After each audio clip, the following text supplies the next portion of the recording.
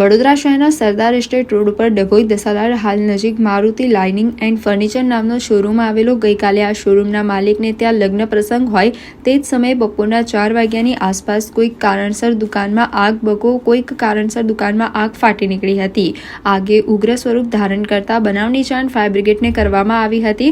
હાથને સાથે બનાવની જાણ શોરૂમના માલિકને થતાં તેઓ પણ લગ્ન પ્રસંગ છોડીને દોડી આવ્યા હતા. જોકે આગની વાળા એટલી પ્રચંડ હતી કે આસપાસના વિસ્તારના તેમજ દુકાનના લોકોમાં પણ ડરનો માહોલ ઊભો થયો હતો. ફાયર બ્રિગેડના રેસ્ક્યુ ટીમ આવી પહોંચ્યા બાદ પાણીનો મારો ચલાવી આગ ઉપર કાબુ મેળવ્યો હતો. જોકે આગમાં શોરૂમમાં મૂકેલો સામાન ભરીને ખાક થઈ જતા લાખો રૂપિયાનું નુકસાન થયું હોવાનો અંદાજ છે.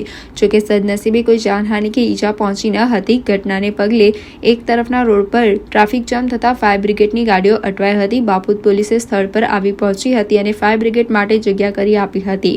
ફાયર બ્રિગેડની 3 ગાડીઓ દ્વારા ભારે જહેમત બાદ આગ પર કાબુ મેળવ્યો હતો. દુકાનના માલિક તથા પરિવારના સભ્યો થોડાક અંતરે લગ્નમાં હોય તરત આવી પહોંચ્યા હતા. જ્યાં નુકસાન જોઈ તેઓ ચોધાર આંસુએ આક્રંદ કરી મૂક્યું હતું.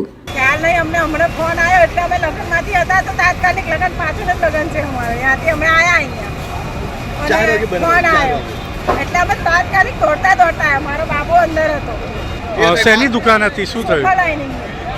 નુકસાન કેટલું છે? નુકસાન હવે અમે કહીએ કે લાખો ઉપરનું એટલે 10 લાખ જેટલું કરો તો ઓછું કહેવાય. કે ડલ્લો પાકું બધું ભરેલું, મોટા સાધનો બધું જ ફર્નિચર દુકાનો આપણે કરાવ્યું. અમે આ દુકાનથી આ દુકાન હરકી શિફ્ટ કરાવી તો તરત આવું થયું.